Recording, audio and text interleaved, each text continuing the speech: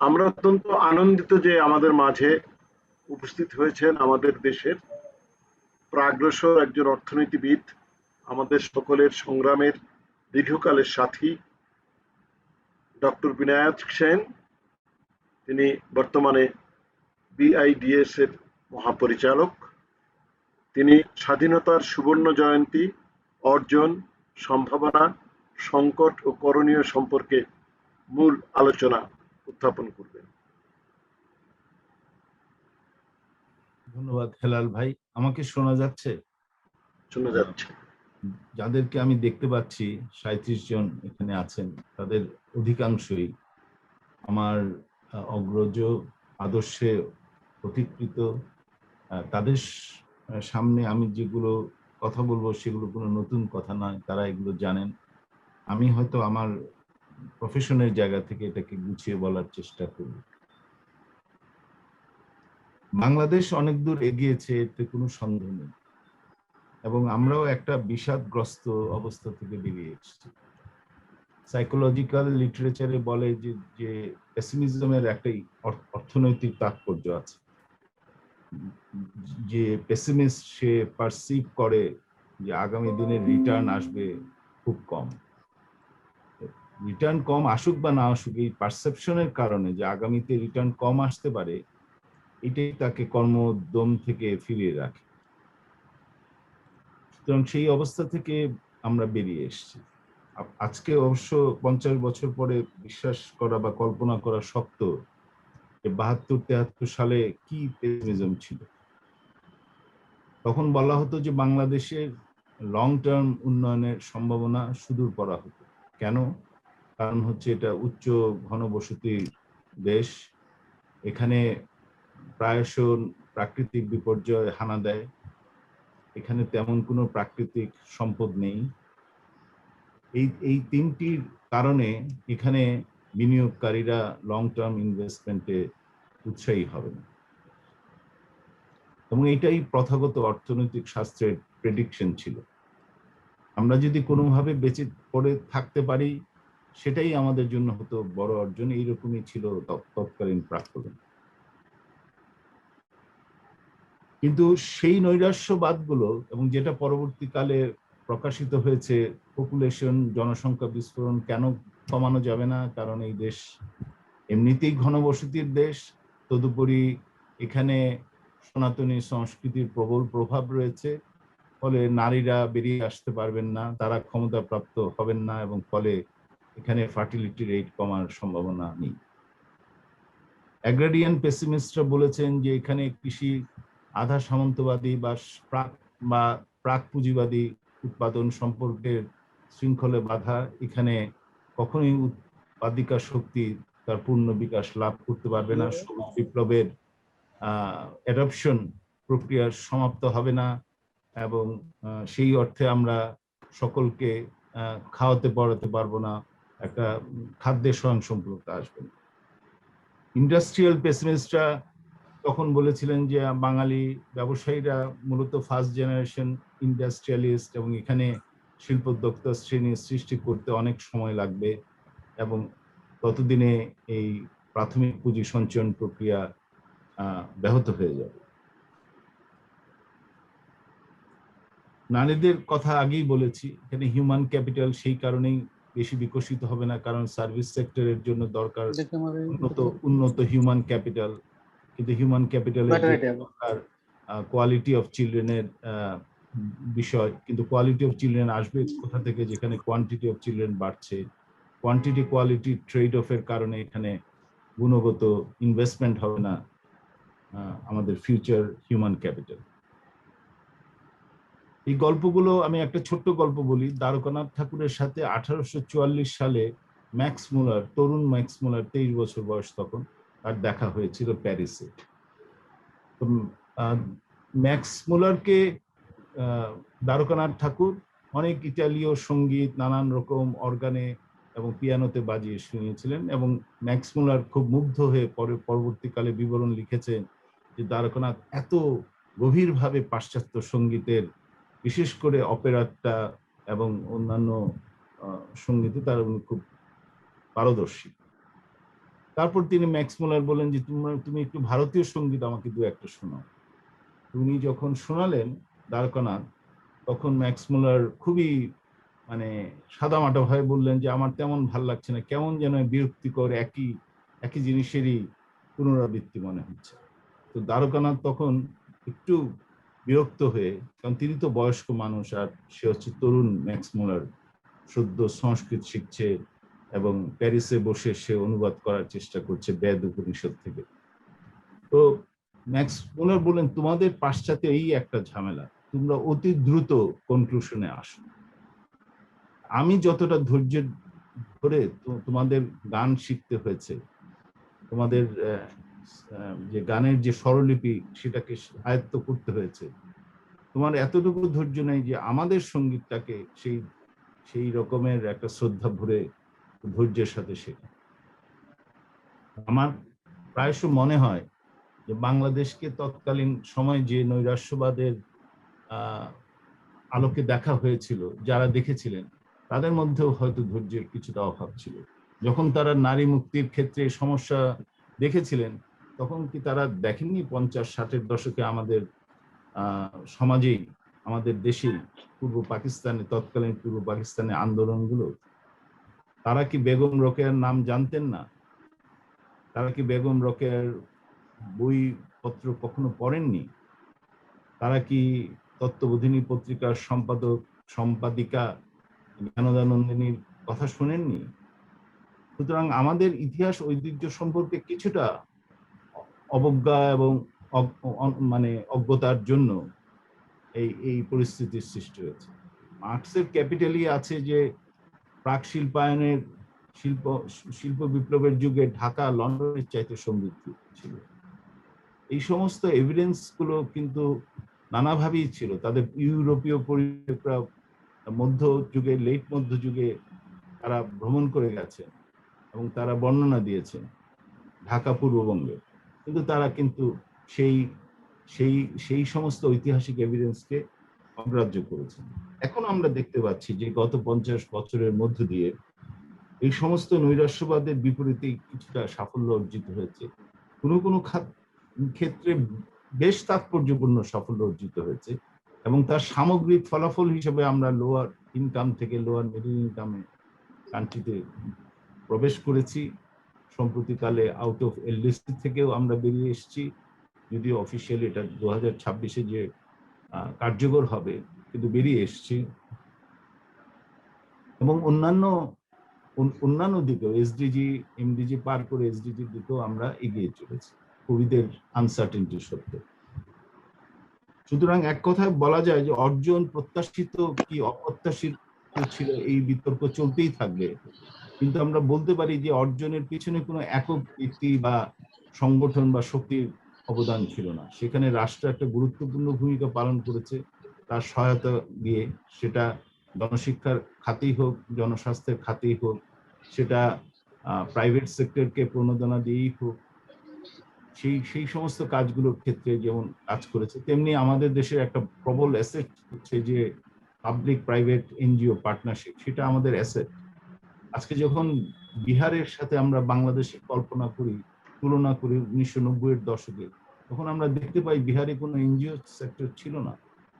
ফলে তারা primary health, primary education, এই ইমিউনাইজেশন, এই সমস্ত বেসিক এসেনশিয়াল কেয়ারে তারা অগ্রসর হতে পারেনি। এমনকি এই যে an uncertain glory, India and its contradiction, এই যে লেটেস্ট যে 2015 সালের বই, রদ্রে এবং অমর্ত্য সেনের বইতে একটা গোটা চ্যাপ্টারই আছে ইন্ডিয়া এবং বাংলাদেশের প্রতিতুলনা। সেখানে উনি দেখিয়েছেন এই সমস্ত খাতে, যে সমস্ত ক্ষেত্রে আমরা বলি basic education and health care, সেখানে বাংলাদেশের অর্জন তুলনামূলকভাবে ভারতবর্ষের সামগ্রিক অর্জনের চাইতে বেশি। তো সেটার পিছনে একটা পাবলিক প্রাইভেট এনজিও পার্টনারশিপ কাজ করেছে। দ্বিতীয় হচ্ছে প্রাইভেট সেক্টরের রোল, যেটাকে আমরা ফেরিয়ে দিচ্ছিলাম এক পাশে, সেটা কিন্তু বড় আকারে দেখা দিয়েছে। এবং সেইটা না হলে it is not only a garment story, it is also a RFL Walton story. So আমাদের domestic demand driven industrialisation has played an important role in our development, alongside with export led growth. সেটা তো বটেই। আমরা এখন দ্বিতীয় বৃহত্তম চীনের পরেই হচ্ছে গার্মেন্টস রপ্তানির ক্ষেত্রে, এবং আমাদের এখানে room to grow is quite spacious. যেমন ধরেন চীনের ওয়ার্ল্ড গার্মেন্টস মার্কেটে তার শেয়ার হচ্ছে 33%, আমাদের অনলি 6%। সো আমরা ইচ্ছে করলে গার্মেন্টস পণ্যের হাতের ভিতরে আরো অনেক দূর বিকশিত হতে পারে। কিন্তু আমি বলছি গার্মেন্টস ছাড়াও আমাদের ডোমেস্টিক ডিমান্ড ড্রিভেন যে ইন্ডাস্ট্রিয়ালাইজেশন হয়েছে, বিশেষ করে আমরা দেখতে পাচ্ছি ইলেকট্রনিক্স এবং অন্যান্য সিমেন্ট, রড, এই সমস্ত খাতেই আমরা দেখছি 2010-এর দশকে একটা বিকাশ। সুতরাং প্রাইভেট সেক্টর একটা বড় রোল প্লে করেছে, কোনো সন্দেহ নেই। এবং এই প্রাইভেট সেক্টরের মধ্যে একটা বড় অংশ আছে আমাদের মধ্যবিত্ত শ্রেণী।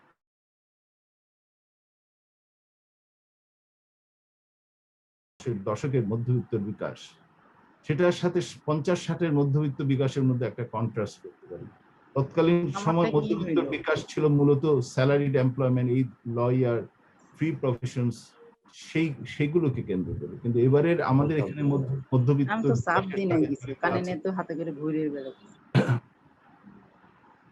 মধ্যবিত্ত বিকাশের সাথে জড়িয়ে আছে প্রাইভেট সেক্টরের ডেভেলপমেন্টের পার্টিসিপেশন। সেটা একটা বড় দিক। আমাদের অবশ্যই এখানে অনেক দূর যেতে হবে। যেমন ধরুন পশ্চিমবঙ্গের যদি আপনি সাথে বাংলাদেশের জিডিপির একটা কম্পেয়ার করেন, তাহলে দেখবেন পশ্চিমবঙ্গে সার্ভিস খাতের শেয়ার হচ্ছে 61%, আমাদের এখানে এখনো 52-53%। তো আমাদের এখানে যদি হিউম্যান ক্যাপিটালের বিকাশ হয়, তরুণরা অনেক শিক্ষাপ্রাপ্ত হচ্ছে, তারা তো আর কৃষি কাজে সবাই যাবেন না, সবাই শিল্প খাতেও উদ্যোক্তা হয়ে আত্মপ্রকাশ করবেন না, তাদেরকে এটা সেবা খাতে যেতে হবে। সেটাই ধর্ম। আমরা জানি উন্নয়নের সাথে সাথে কৃষি থেকে শিল্প থেকে সেবা খাতের বিকাশ, সেই জায়গাটাতে আমাদের সম্ভব। আমি সম্ভাবনার জায়গাটাতে বলবো যে আমাদের মূল শক্তিটা হচ্ছে আমাদের সামাজিক আন্দোলন। কারণ হচ্ছে যে আমরা যে ওই যে বললাম নারী আন্দোলন না বুঝলে, 50-60-এর দশকের নারী আন্দোলন না বুঝলে পরবর্তীকালে অতি দ্রুত নারী ক্ষমতায়নকে বুঝতে পারবো না। এটা শুধু মাইক্রো ক্রেডিটের টার্মসে বোঝা যাবে না। আমরা বুঝতে পারবো না কেন পপুলেশন কন্ট্রোল এখানে ইজিয়ার ছিল টু অ্যাডপ্ট। কারণ আমাদের এই ধরনের একটা সামাজিক পটভূমি ছিল। আমাদের দেশে ইসলামেরও বিকাশটা কিন্তু অনেক ইনক্লুসিভ ধারা। আমাদের দেশের যে মানে পুরো ভারতবর্ষে হানাফি মাযহাবের বিকাশ হয়েছে, কিন্তু বিশেষত যদি আপনি দেখেন পূর্ববঙ্গের রিচার্ড ইটনের গবেষণা বা আকবর আলী খান বা অন্যান্যরাও গবেষণা করেছেন, সেখানে তারা দেখিয়েছেন যে আমাদের ইসলাম হচ্ছে অনেক বেশি কি বলবো মিশ্র ধারা, যেখানে interaction between faith and habitat, সেটার মধ্যে একটা গভীর ইন্টারাকশন হয়েছে, যার ফলশ্রুতিতে আমরা ধরুন এই চৈতন্য চরিত্রামৃতে আছে বিখ্যাত সংলাপ শ্রী চৈতন্যের সাথে তার চাচা, তার কথা বলছি, তো চাচা বলছে যে তুমি গ্রাম সম্পর্কে হও আমার ভাগিনা, হ্যাঁ, চৈতন্যকে বলছে। এবং এই যে মানে মিথস্ক্রিয়া, সেটা একটা ব্যাপকভাবে লক্ষণীয় ব্যাপার। এবং সেই তারই ফলশ্রুতিতে আমরা দেখি জিকিরের থেকে এসছে আমাদের কীর্তন, এটা সুনীতি কুমার চট্টোপাধ্যায় তার একটি লেখা দেখিয়েছেন। এবং পরবর্তীকালেও আমরা দেখতে পাই যে যে বাউল সম্প্রদায়ের যে গানের বিকাশ এবং সেই সমস্ত ধারা, এবং সেটা রবীন্দ্রনাথকে প্রভাবিত করেছে। এবং রবীন্দ্রনাথ আবার তার যখন রিলিজিয়ন অফ ম্যান 1930-তে লেকচার দিচ্ছেন, তখন তিনি হিবার্ট লেকচারে তিনি অক্সফোর্ডে যে তিনি বলছেন কার কথা, তিনি বারবার করে বলছেন লালন ফকিরের কথা। লালন ফকিরের লেখা সেই 100টি গানের খাতা সবসময় তার কাছে থাকতো, এবং এটা তার আগাগোড়া গানের জগৎকে প্রভাবিত করত। আমি বলতে চাচ্ছি যে এখানে ইসলাম এবং ধর্মের যে আদর্শ, সেটার মধ্যেও একটা বৈচিত্র্য আছে, এবং যেটা অনেকখানি আমাদের সমাজকে নমনীয় এবং ফ্লেক্সিবল এবং সংগ্রহণশীলতা বাড়িয়ে দিয়েছে। যে কারণে আমাদের পপুলেশন কন্ট্রোল নিয়ে ইমামদেরকে যখন ইনভলভ করা হলো 80-এর দশকের শুরুতে, তখন তারা এটাতে উদ্যোগ নিয়েছে।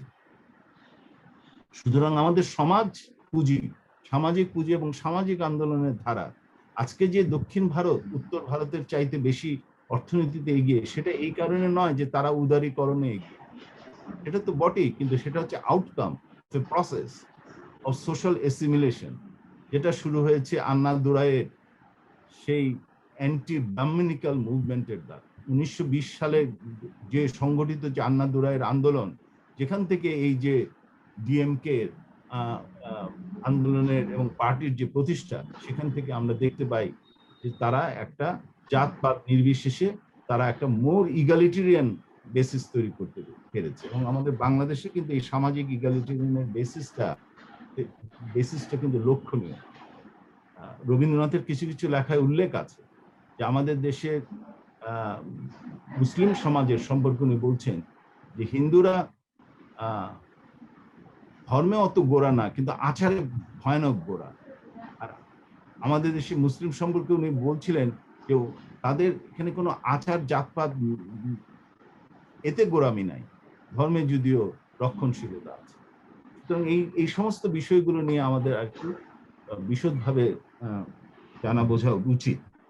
কিন্তু তা আমার মূল কথা হচ্ছে গিয়ে যে এই সমস্ত, যেমন আকবর আলী খান তার লেখায় বলেছেন যে আমাদের দেশে গ্রামগুলো different, not only in relation to north Indian villages but also to the West Bengal villages.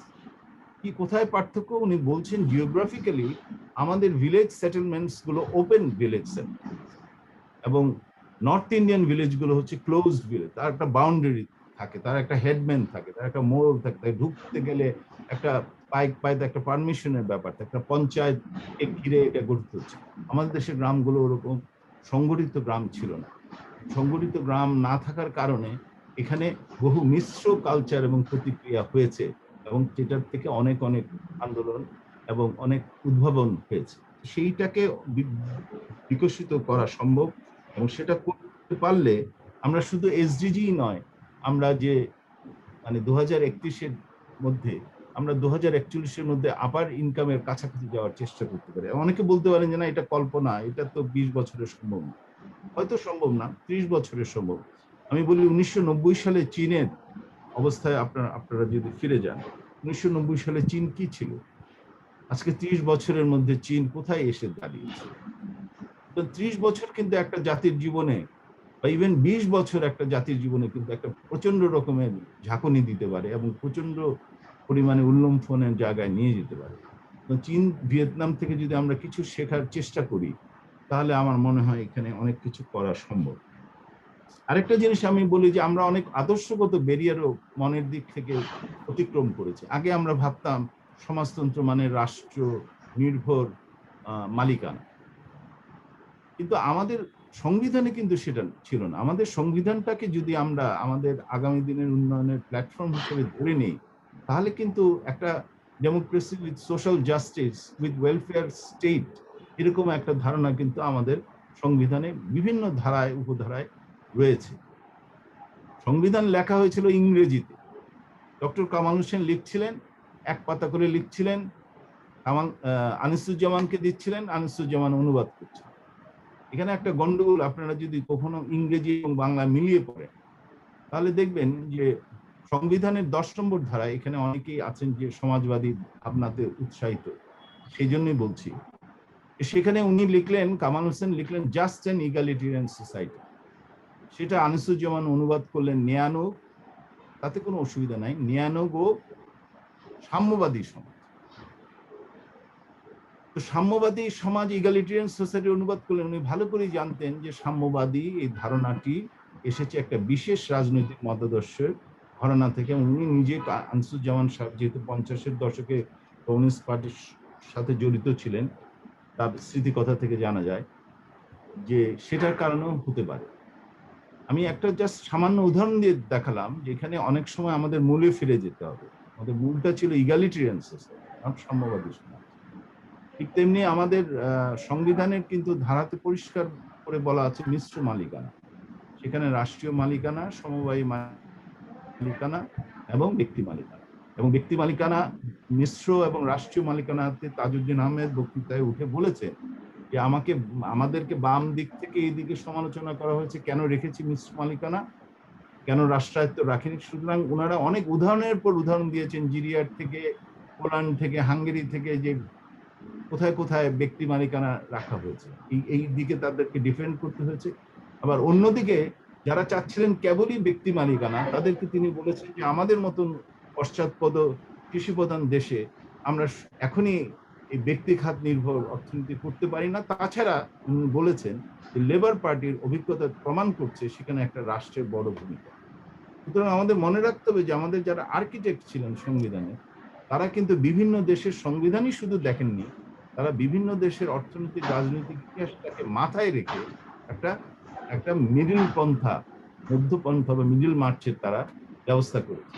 সেইটাকে, সেই গোড়ামির থেকে আমরা এখন বেরিয়ে এসেছি। আমরা মনে করি যে আদর্শ উন্নয়নের জন্য রাষ্ট্র এবং বাজার এবং সামাজিক উদ্যোগ তিনেরই দরকার। আমরা মনে করি যে মিশ্র মালিকানার মধ্যে সামাজিক স্বার্থে যেমন পরিচালনা করতে হবে, তেমনি ব্যক্তিগত ইনসেন্টিভও রাখতে হবে। এই গোড়ামি থেকে আমরা বেরিয়ে এসেছি, সেটা আমাদের আগামীতে সম্ভাবনার দ্বার খুলে দেবে। সংকটটা কোথায়?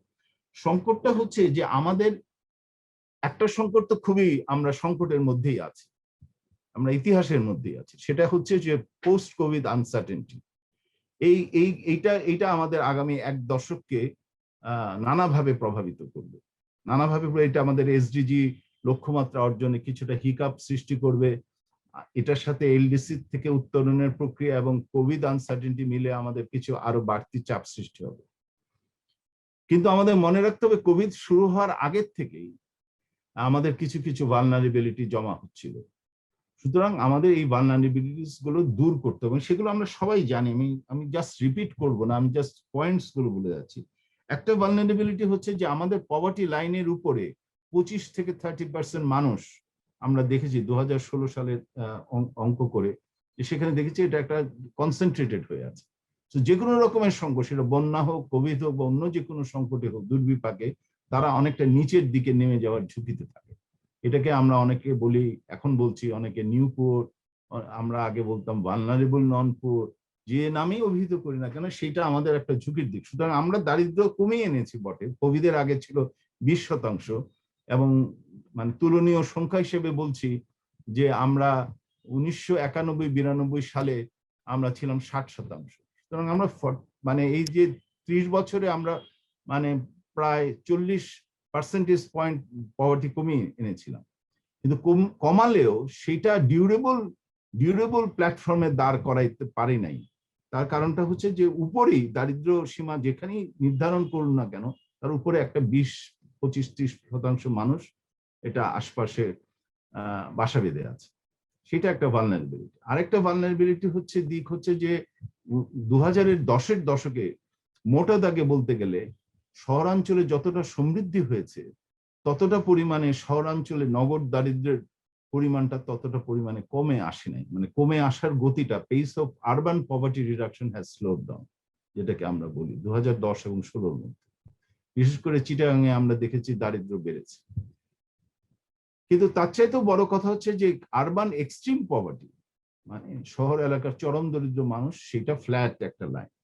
সুতরাং এখানে তুলনামূলক ভাবে বরং কৃষিতে আমরা বা গ্রামাঞ্চলে একটা প্রগতিশীল রূপান্তরের ইঙ্গিত দেখি। একটা হচ্ছে যে কৃষি মজুরি বেড়েছে, তার সাথে সাথে বেড়েছে কৃষির বাণিজ্যিকীকরণ, তার সাথে সাথে বেড়েছে কৃষির যান্ত্রিকীকরণ। এখন তো আমরা কম্বাইন হারভেস্টার ইত্যাদি সমস্ত জিনিসই দেখতে পাচ্ছি ব্যাপকভাবে এটা। এবং এই ব্যাপারটাও একটা অদ্ভুত ডিবেট ছিল, আপনাদের মনে আছে 80-র দশকে মাহবুব হোসেন, আবু আবদুল্লাহ এরা ডিবেট করতেন যে আমাদের দেশে এই সমস্ত এগ্রিকালচারাল ইনপুটস প্রাইভেট ডেলিভারি সিস্টেমে কাজ করবে কি করবে না, বা টেনেন্টরা, যারা টেনেন্ট বা যারা বর্গায় নেন বা লিজে নেন, তারা কি করতে পারবেন? কারণ তাদের তো প্রথমত তাদের রিসোর্স নেই, দ্বিতীয়ত তাদের মানে ড্রাফট পাওয়ার নেই। কিন্তু এখন দেখা যাচ্ছে কারো দরকার নেই গবাদি পশু লালনের, সে তো মেকানাইজ সার্ভিস মার্কেট থেকে যন্ত্র হায়ার করে, পাওয়ার টিলার হায়ার করে চাষাবাদ, লাঙলের বদলে চাষাবাদ করতে পারে, সে কম্বাইন হারভেস্টার ইউজ করতে পারে। যার ফলে দেখা যাচ্ছে যে 50% কৃষি জমি, এটা আমাদের প্রেডিকশনের বাইরে ছিল, 50% কৃষি জমি এখন পিওর ল্যান্ডলেস টেনেন্সির আন্ডার, যাদের ব্যাপক কোনো জমি নাই, এমনকি যারা 50% জমিরও নিচে মালিকানাধীন, তারা প্রায় 50% অফ ল্যান্ড কাল্টিভেট করছে। কাদের কাছ থেকে নিয়ে? মধ্যবিত্ত ধনিকের কাছ জমি নিয়ে, বা যারা বিদেশে গেছে বা আরবান এলাকায় আছে তাদের কাছ থেকে জমি সিজনাল বা অ্যানুয়াল ভাবে লিজ নিয়ে তারা চাষাবাদ করছে এবং বহুমুখী চাষাবাদ করছে, এবং এর সাথে ক্রমশ শিক্ষিত তরুণ সমাজে যুক্ত হচ্ছে এবং কৃষির একটা বাণিজ্যিকীকরণ, বহুমুখীকরণ হচ্ছে। তো তুলনামূলকভাবে কৃষিতে কিন্তু এই সমস্ত, সরি আমি একটু কমিয়ে নিয়ে আসছি, আমি কমিয়ে নিয়ে আসছি।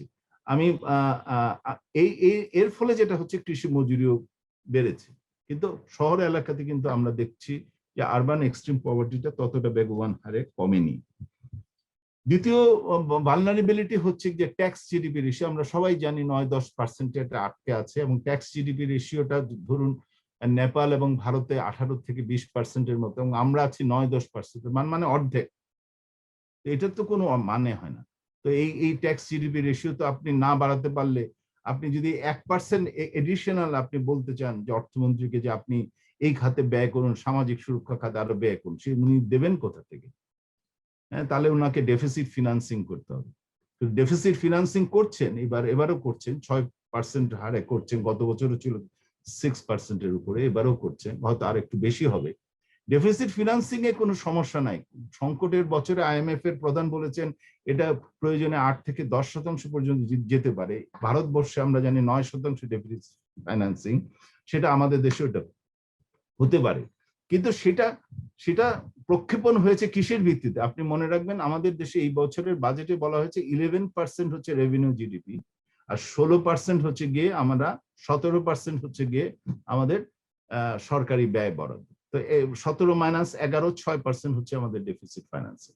কিন্তু 11% রেভিনিউ জিডিপি যে হবে এর কি গ্যারান্টি? আমরা যে হারে ট্যাক্স জিডিপি আহরণ করি। সেই জন্য আমার ধারণায় যে সম্ভাবনার ক্ষেত্রে বলছি যে এখানে আমাদের এক্সপেরিমেন্টাল ডিজাইন করতে হবে, এক্সপেরিমেন্টাল স্টেট হতে হবে, রাষ্ট্রকে অনেক নিরীক্ষামূলক পলিসি নিয়ে করতে হবে, কর অঞ্চলগুলোকে আলাদা করে এক এক কর অঞ্চলকে এক এক পলিসি দিয়ে দেখতে হবে কোন পলিসিগুলো কাজ করে, এবং ঢাকা এবং ঢাকার বাইরের কর অঞ্চলের মধ্যে এই এক্সপেরিমেন্ট করা যেতে পারে। ব্যাংকের ক্ষেত্রে আমাদের একটা ভালনারেবিলিটি আগের থেকে, কোভিডের আগের থেকে যুক্ত হয়েছিল, প্রায় 25% নন পারফর্মিং অ্যাসেট ব্যাংক, এবং সেটা যে 80-র দশকের বাড়তে বাড়তে 30% ছাড়িয়ে যাবে না বা 35% পৌঁছবে না, এরকম তো গ্যারান্টি কেউ দিতে পারে না। সেই জন্য ব্যাংকের যে তারপরও আমাদের ঋণের পরিমাণ এমন বেয়ারা রকমের বেশি নয়, আভ্যন্তরীণ ঋণের পরিমাণ, এবং অন্যান্য অনেক দেশের তুলনায় আমাদের ডেট জিডিপি রেশিও তুলনামূলকভাবে কম, 40%-এর মতো, অন্যান্য জায়গায় যেখানে 70-80, অনেক জায়গায় 100%-ও ছাড়িয়ে গেছে। সেদিকটা ঠিক আছে, আপাতত ঠিক আছে, এবং আমরা যেহেতু এক্সপোর্টে ভালো করছি, আমাদের রেমিটেন্স ভালো আসছে, ফরেন এক্সচেঞ্জ রিজার্ভ ভালো, সেদিক থেকে আমরা শ্রীলঙ্কাকে ধার দিচ্ছি, আমাদের নিজেদের অবস্থা ভালো, সেটুকু সন্দেহ নেই। কিন্তু ব্যাংকের প্ল্যাটফর্মটা আরো শক্তিশালী করতে হবে, আর না হলে আমরা আরো কিছু হিকাপের সম্মুখীন হব। সামাজিক সুরক্ষা খাতে আমরা যে ব্যয়টা করি সেটার মধ্যে দেখা গেছে 2018 সালের সার্ভে, মিক্স সার্ভে থেকে দেখা যাচ্ছে যে 50% অদরিদ্র মানুষ পাচ্ছে। সেখানে চরম দরিদ্র মানুষরা কিন্তু সর্বাগ্রে বেশি মাত্রায় পাওয়ার কথা। আপনি জন রলসের যদি পলিটিক্যাল লিবারালিজমের ফিলোসফি ধরেন, তাহলে ম্যাক্সিমাম অ্যাডভান্টেজ দিতে হবে যাদের, ম্যাক্সিমাম বেনিফিটস দিতে হবে মিনিমাম অ্যাডভান্টেজ যারা, ম্যাক্সিমিন প্রিন্সিপাল। তো সেটা তো আমরা করতে পারছি না, আমাদের 50%ই চলে যাচ্ছে যাদের পাওয়ার কথা নয় তাদের কাছে। তো এখন যদি লিকি পাইপটাকে আপনি 12,000 কোটি আগে দিতেন কোভিডের আগে, এখন দিচ্ছেন 1,00,000 কোটির উপরে, তাহলে ওই পাইপ দিয়ে যদি আপনি বর্ধিত সম্পদ প্রবাহিত করেন, সেইটার অংশটুকু লক্ষ্য গ্রুপের কাছে পৌঁছবে না।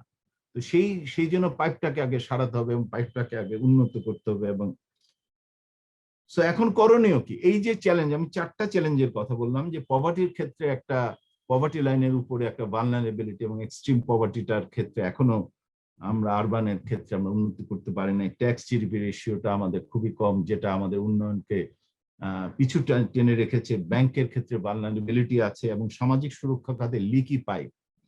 এটার ক্ষেত্রে করণীয় ক্ষেত্রে আমি যেটা বলতে চাই, আগামী 20 বছরে হয়তো আমাদের এটাই হচ্ছে এজেন্ডা। আমি জানি আমাদের এখানে যারা আছেন তাদের অনেকেরই বয়স 70-ঊর্ধ্ব, আমারও বয়স 60-ঊর্ধ্ব, তো সুতরাং 60-এর মাঝামাঝি। সুতরাং আমি বলতে চাই যে এটা শুধু আমাদের এজেন্ডা না, জীবদ্দশার এজেন্ডা না, আমাদের পরবর্তী যে জেনারেশন আছে তাদের এজেন্ডা। সেটা এখন মোটা দাগে বলে দেওয়া যায় যে আমাদের আসলে একটা কোনো না কোনো ফর্মের সোশ্যাল ডেমোক্রেসি আমাদের পার্সিউ করতে হবে, কোনো না কোনো ফর্মে। সেই সোশ্যাল ডেমোক্রেসির মধ্যে সামাজিক স্বার্থ এবং ব্যক্তি প্রণোদনা দুটোকেই সমীকরণ করা হবে, এবং সেখানে খুব practical, reasonable, sensible economics play করতে হবে।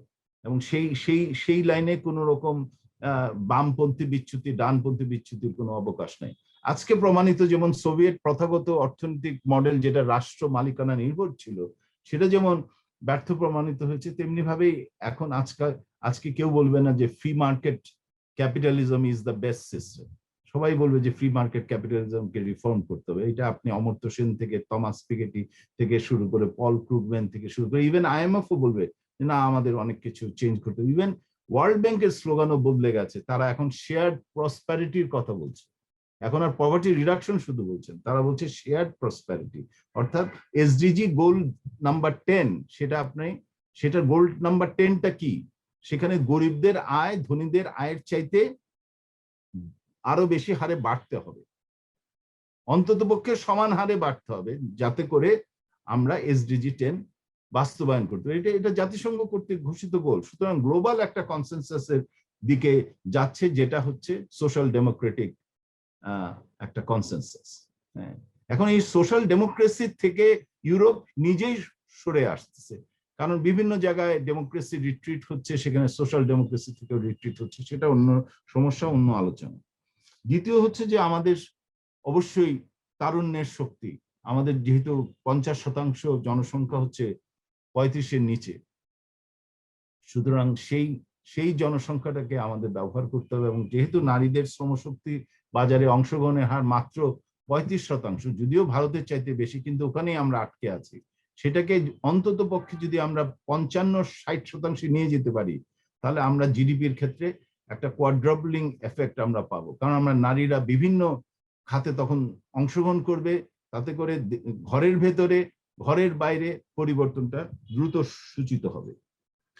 তৃতীয়ত হচ্ছে যে আমাদের এক্সপেরিমেন্টাল স্টেট হতে হবে, যেটা আমি বলছিলাম ট্যাক্সের ক্ষেত্রে, তেমনি অন্যান্য খাতেও আমরা দেখছি যে আরসিটি, র্যান্ডমাইজ কন্ট্রোল ট্রায়াল এবং এক্সপেরিমেন্টাল স্টেট, এই দিকে আরো বেশি ইনভেস্ট করতে হবে, আমাদের নলেজ ম্যানেজমেন্টের দিকে আরো বেশি ইনভেস্ট করতে হবে। আমরা যতটা ভাবি তার চাইতে আমাদের অবস্থা ভালো। ডিজিটাল বাংলাদেশের কারণে এখন আমরা কোভিডের অনেক কিছু মনিটরিং করতে পারি, বিগ ডেটা নিয়ে কাজ হচ্ছে প্রধানমন্ত্রীর কার্যালয়ে, এবং ভালো আইসিটি ইউনিটের প্রতিষ্ঠা স্থাপন হয়েছে।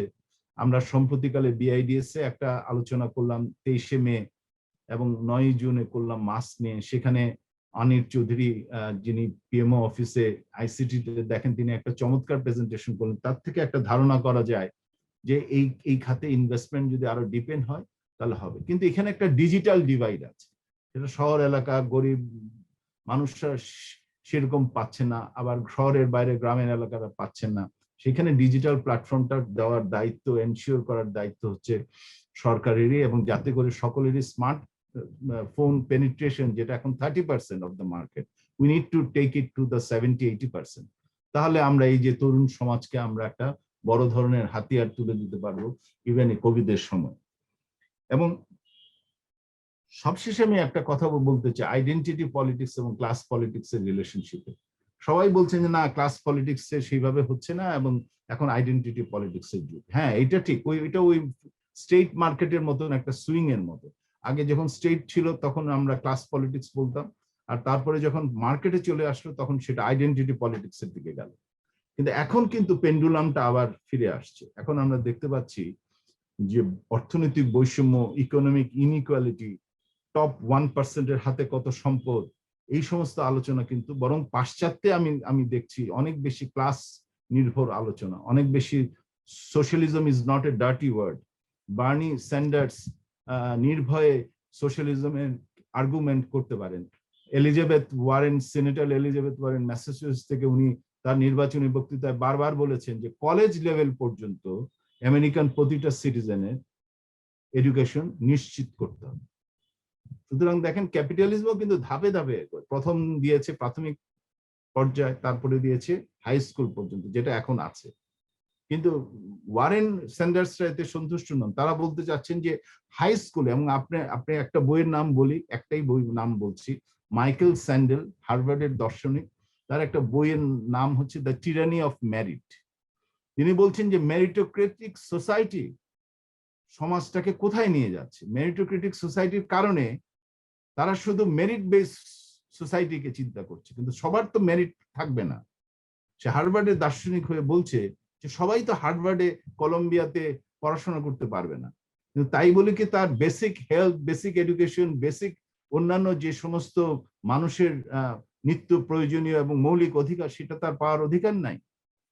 সেই প্রশ্নটা রেখে তিনি বলছেন যে meritocratic society is very much consistent with free market individual লিবার্টির সাথে কনসিস্টেন্ট, কিন্তু সেইটা যথেষ্ট নয়। এই সমাজকে আগাতে গেলে আমাদের কিছু কমন গুড, সেটাকে আমাদেরকে সাপোর্ট করতে হবে। কমন গুড সাপোর্ট করতে গেলে আমাদের ফ্রন্টলাইন ওয়ার্কার্স হিসেবে সকল যে যারা ডেলিভারি দিচ্ছে কোভিডের মধ্যে বসে, যারা সমস্ত কাজ করছে, তাদের প্রতি আমাদের কেয়ারিং সোসাইটি হতে হবে। এই যে কেয়ারিং সোসাইটিতে পরিণত হওয়া, এই কাজটা কিন্তু অলরেডি পাশ্চাত্যের সমাজে একটা আলোচিত বিষয়।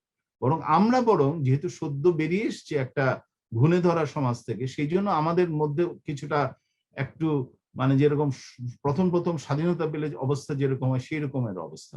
আমরা মোটামুটি সামাজিক স্বার্থকে জলাঞ্জলি দিয়ে, আমার মাঝে মাঝে মনে হয় অনেক তরুণকে, আমি এক তরুণকে জিজ্ঞেস করেছিলাম, এক ডাক্তারের অ্যাসিস্ট্যান্ট ছিল, এটা বলে শেষ করছি, আমি বললাম যে আপনার সাথে অনেকদিন পরে দেখা হলো, আপনি কি এখন ওনার সাথে কাজ করেন? বলছে না, আমি ওনার সাথে কাজ করা ছেড়ে দিয়েছি, আমি স্যার কিছু একটা করবো। আপনার না কথা ছিল গ্রাজুয়েট ভর্তি হবে? না স্যার, আমি হব না স্যার। আমি বললাম কেন হবেন না? আমি ভেবেছি হিউম্যান ক্যাপিটাল, মানে আমার সনাতনী ইকোনমিক্স বুদ্ধিতে ভেবেছি হিউম্যান ক্যাপিটাল, স্কিল ফরমেশন, এর মাধ্যমে দেশে উঠবে। সে বলল না না স্যার, এই আগামী 10টা বছর স্যার, এই 10টা বছরই স্যার এসপার ওসপার। আমি খুব ইন্ট্রিগড হলাম এজ এ সোশিওলজিস্ট। তখন আমি জিজ্ঞেস করলাম আপনি ব্যাখ্যা করেন। বলছে দেখেন স্যার, এই 10 বছর 2020 থেকে 30 এর মধ্যেই স্যার যা হবার তা হবে। এর মধ্যে যদি আমি পারি স্যার, তাহলে স্যার উঠে যাব, আর না পারলে স্যার আমি আর উঠতে পারবো না স্যার। সুতরাং দেয়ার ইজ এ পয়েন্ট দেয়ার, অর্থাৎ সে মনে করছে আগামী 10 বছর প্রচন্ড অপরচুনিটির সুযোগ সৃষ্টি হচ্ছে বা হবে, যেটা সুযোগ তাকে নিতে হবে এবং নিয়ে উঠতে হবে। প্রচন্ড একটা এনার্জি নিয়ে সেই কথাটা বললো। আমার মনে হলো হোয়াইট টাইগার বলে একটা ছবি আছে নেটফ্লিক্সে, কেউ কেউ দেখতে পারেন, একটু মরবিড ছবি, কিন্তু অরবিন্দ আডিগা এটার জন্য বুকার প্রাইজ লিস্টেড হয়েছেন, বা বুকার প্রাইজও পেয়েছেন। আমার মনে হয় যে এক একজন আমাদের দেশের তরুণ এখন হোয়াইট টাইগার, তারা অন্য কিছু হয়তো ভাববে না, তারা নিজের অগ্রগতির জন্য যা করার দরকার তাই করার চেষ্টা করবে। কিন্তু এই এনার্জিটাকে যদি আমরা সামাজিক স্বার্থের সাথে মিলিয়ে এটাকে রচনা করতে পারি, তাহলে আমাদের সমাজ এবং রাষ্ট্র শুধু জিডিপির হাত ধরে নয়, আমরা সামাজিক কল্যাণের পথে হাঁটবো এবং আমরা একটা সামাজিক ওয়েলফেয়ার স্টেট প্রবর্তন করতে পারবো, যার স্বপ্ন বঙ্গবন্ধু শেখ মুজিবুর রহমান 1972 সালে, এমনকি তার যারা সহকর্মীরা ছিলেন তারা দেখেছিলেন। আমি একটা কথা বলি, সেকুলারিজম শব্দটা আইডেন্টিটি পলিটিক্সে ইদানিং কালে খুব বিতর্কিত।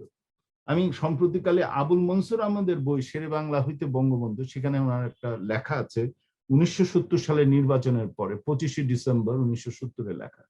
সেখানে উনি বলেছেন এই নির্বাচন সেকুলারিজমের বিজয়। 3 পাতার একটা প্রবন্ধ পত্রিকার জন্য লিখেছিলেন। আমি তখন দেখলাম যে সেই সময় secularism was not a dirty word, not a বিতর্কিত শব্দ।